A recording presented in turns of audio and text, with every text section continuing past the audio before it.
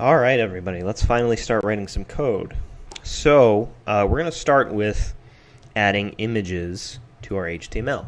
Now that we have a solid understanding of how file paths work, this should be pretty easy.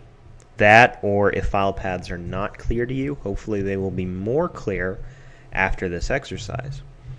Okay, so before I do anything here, and before you do anything, I want you to pause this video right here after I give you instructions. Pause this video and research on Google or W3 Schools how to add an image in your HTML. And I want you to try to add one to your web page yourself. Okay? What I've got open here on the left is a copy of my template folder. Yours should look almost exactly, if not exactly, like this. I have copied it, renamed it to week 1, and opened it in Sublime Text 3. So now you, with your project folder open, your week 1 project folder, and the website powered by this project open on the right, and if you forget how to open that, you right-click in your index and select Open in Browser, and it opens up your page. With both of these windows open like so, I want you to pause this video, research how to add an image to your index.html, and try to add one yourself. Okay, go. Alright, I really hope you tried this. I really hope you did. I'm going to try and research this myself, and let's see what comes up. I'm going to open a new tab, and first I'm just going to rely on Google. Add an image to my HTML. First thing that comes up is HTML images, a W3 Schools link. Seems like a good place to start. So I click there. And we have examples. An example here, an example here, an example here. All of these look good. Let's try one. I'm going to copy this code, paste it here in my index.html, and I'm going to reload my page. Okay, well look, nothing happened, or rather I don't see an image. I do see Italian Truly, which is the value of the alt attribute of this image element that I added, but I don't see an image. This little icon here, it means this image is broken. Okay, the browser cannot find this image, so it is broken. The reason is because the browser is looking for the image file here at the value of this source attribute, src. The source attribute should point the browser to the image. Okay, so if you made it this far, good. I'm glad you took the time to jump on W3 Schools and find an example of an image element, an IMG element. But I would have liked you to go a step further. I would have liked you to have continued reading or maybe explored the significance of this source attribute a little bit. Okay, right now this is not going to work because I do not have this pic_truly.jpg file in my project folder. I don't have it. So there is nothing to load. Now there are two ways I could get this image to load on my website. I could right-click it and select Save As. Oh, I don't see under the Save As type it says Web Page Complete. Well, I don't want that. I don't want that. So I'm going to click on Try It Yourself. There's the image. And let's see, here we go. Now when I right-click on it, it says Save Image As. Save Image As. So I'm going to click Save Image As. I'm going to go into my Week 1 project folder. I'm going to go inside my image folder. It's called Pic Truly, and I'm going to select Save. Alright, now in my project folder, inside my images folder, I have the image stored. Okay, so let's see if it works now. No, it still doesn't work. Now, I want you to take a moment and think about why it still doesn't work. And consider what we went over regarding relative file paths and how that might be affecting whether or not the browser is able to find this file. Okay, my image is named correctly. It's the right file name. It's exactly the same, but it still is not finding my image.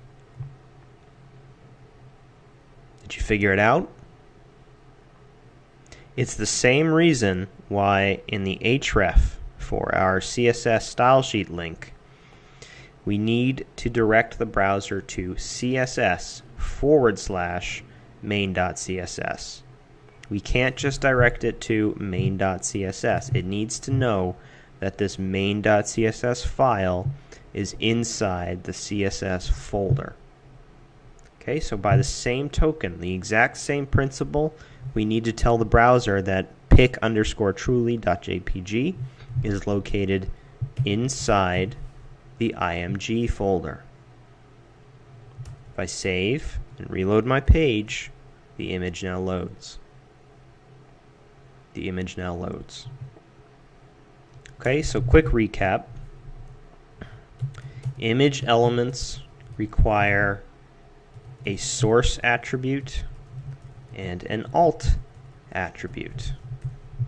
Okay, the source attribute tells the browser where to find the image file. Source tells the browser where to find the image file. The alt attribute tells the browser what the image should be called. Okay? If you're not sure what the alt attribute is for, well, when our image was broken, rather than just display the link for a broken image, it displayed the content of that alt attribute. So we kind of have an idea of at least what is supposed to be here, even if the image is broken. So if it's helpful, you can think of the alt attribute as a little bit of a fallback plan. If the image breaks, this is what a user is going to see. It does go deeper than that, however. The alt attribute is used primarily by screen readers or individuals who are visually impaired and require screen readers to navigate websites.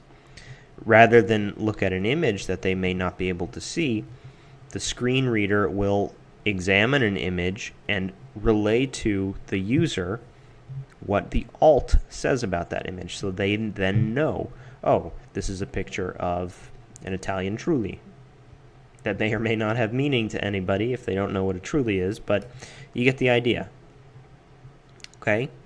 So it is for the word that I want to stick in your head when you think of an alt attribute is accessibility. Accessibility. Okay? Alt attributes are necessary on your image elements because they make sure that the images are accessible. It makes sure that the images and your website are accessible. The alt makes your images accessible to screen readers. Okay? Now, accessibility is really important in web development. We're going to talk about it more later on.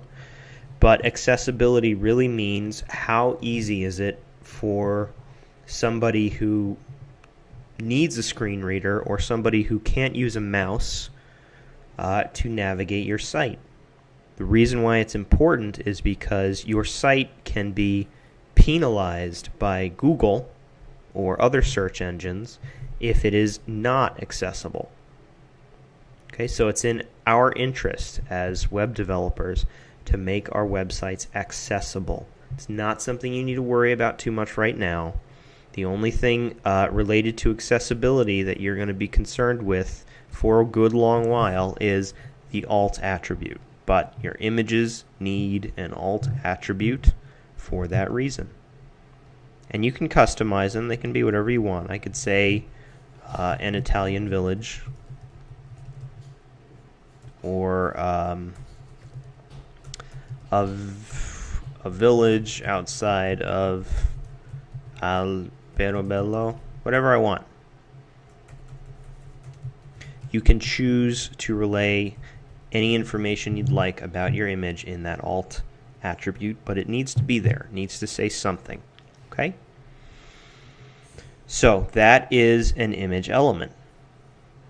We downloaded or saved the actual image file into our image folder inside our project folder, and we directed the browser to that image file with a source attribute.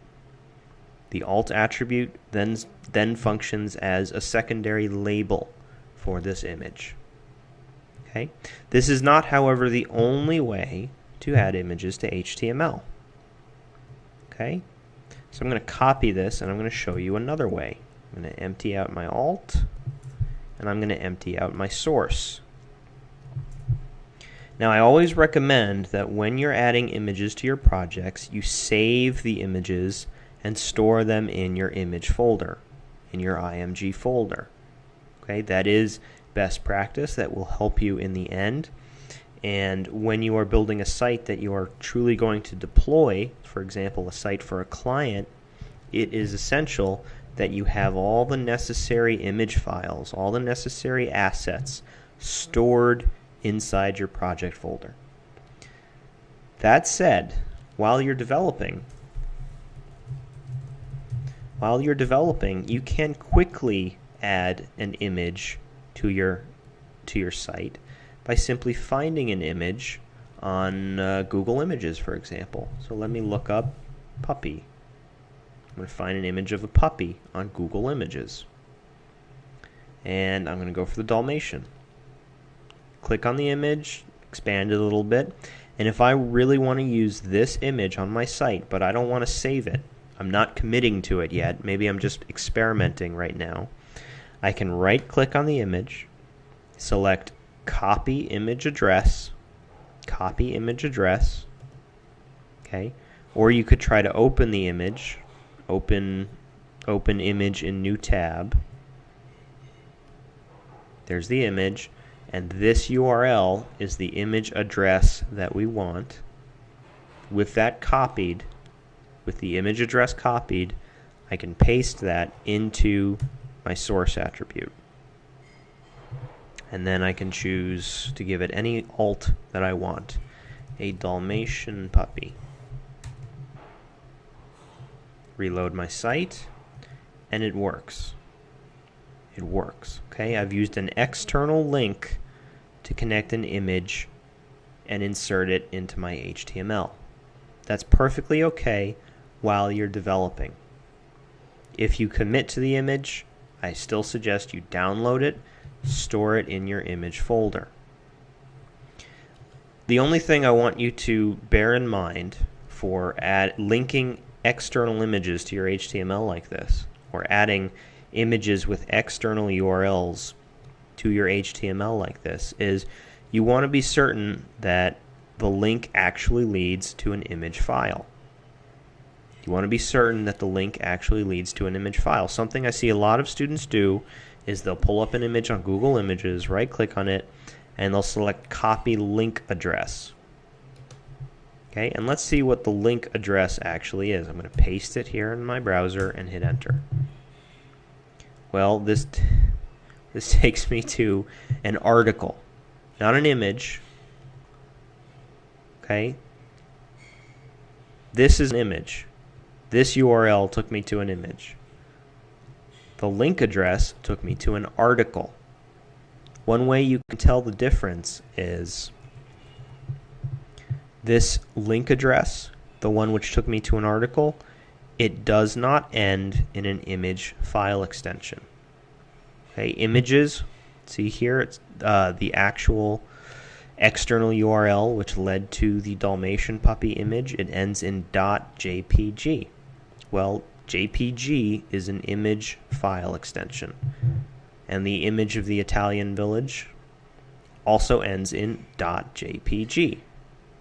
.jpg is an image file extension. So if you do not see .jpg or .png or GIF on the end of a URL that you think leads to an image, it probably doesn't lead to an image.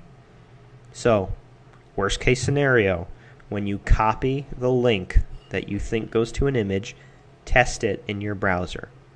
Okay, just open up a new tab or a new window, paste the link that you copied, and make sure that it opens up a page that looks like this. Just an image and nothing around it. Okay, so those are the two ways to add images to your HTML. We will discuss a way to add images to your site from CSS next week. But these are the two important methods for adding images to your HTML. The most important takeaway is remember the relative file paths. Okay? You have to be able to find pictures in your project folder. Let's say that I had images of both cats and dogs on my page. All right, I'm going to delete the alternate method. I'm going to download this picture of the Dalmatian. I'm going to call it Dalmatian. And then I'm going to try to find a picture of a kitten.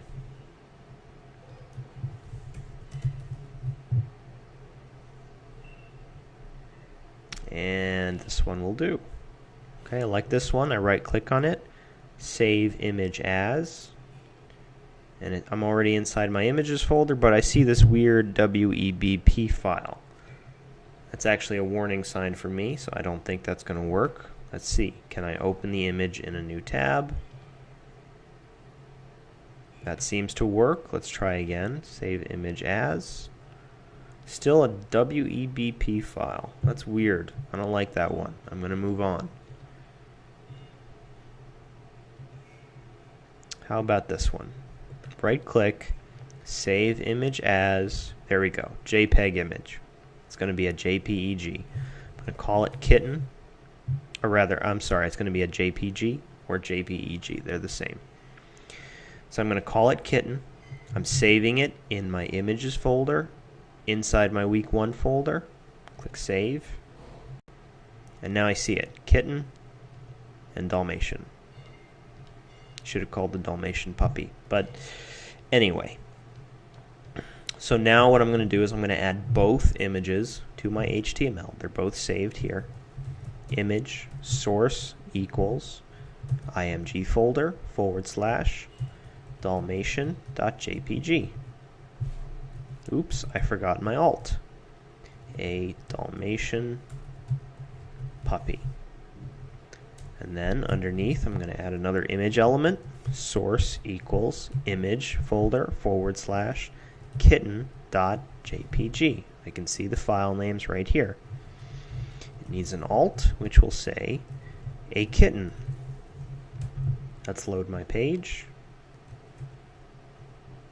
Oh, I did something wrong with my Dalmatian puppy. Look at that. I didn't spell it right. Dalmatian, it ends in T-I-A-N. I spelled it with T-I-O-N. Okay, so that's the other possibility with a broken image. You might simply have a typo in your source attribute. These are things you want to look for. If you experience a broken image, the source is the first thing you want to check. Now I have both images on my site, all is well, but what if I plan on having a whole gallery of puppies and a whole gallery of kittens on my site? Maybe I don't want to have all my pictures just floating out in the open here. I'm going to delete the Italian village because we're not using that anymore. Maybe I don't want them floating out in the open here. Maybe I want to create a folder within image just for puppies, and I want to put Dalmatian in there. Let's try this. I'm going to open containing folder so we can take a look at the project. Alright, this is my week 1 folder. Click into the image folder. Here's my puppies folder. I'm going to put Dalmatian inside of puppies. And I'm going to create a new folder for kittens. Okay, so maybe I want to organize my images inside my image folder like this. Now I click into my image folder and I see a folder for kittens, a folder for puppies. And each of these folders has one image. Well, if I've done that and I reload my page, both my images will now be broken. You should be able to figure out by now how to fix these broken images. What happened is, in moving the images inside subfolders like kittens and puppies, we now are required to write an additional stop on this file path that leads to the image. It's no longer enough to just go inside the image folder and look for Dalmatian.jpg. Now we need to go inside the image folder and then inside the puppies folder and then look for Dalmatian.jpg. And now we need to go inside the image folder, then inside the kittens folder, and then look for kitten.jpg. If I do that, my images will work again. Okay? It is very, very important that you understand this. So if this is unclear, I encourage you to watch this video again. Maybe try to mimic the folder structure that I have here and download a couple different photos of kittens or a couple different photos of puppies or other animals or other things entirely. Create some subfolders in your image folder and practice laying those images on your HTML like so. See if you can avoid the broken image problem. Okay? Last thing I want to point out about image elements, I'm sure you've noticed, they do not have a closing image tag. See, Sublime doesn't even know how to fill in that autofill for me. When I type that / it types in a closing body tag because it's not even looking for, it's not even expecting a closing image tag. Do we remember what those are called? An HTML element with no closing tag? They are called void elements. Void elements. Okay? I want you to think about another example of void element that you've already used and should already be familiar with. Alright guys, I hope this has made sense. Please do reach out if you are uncomfortable with file paths. It is a critical piece of information you are going to need to be comfortable with in order to progress.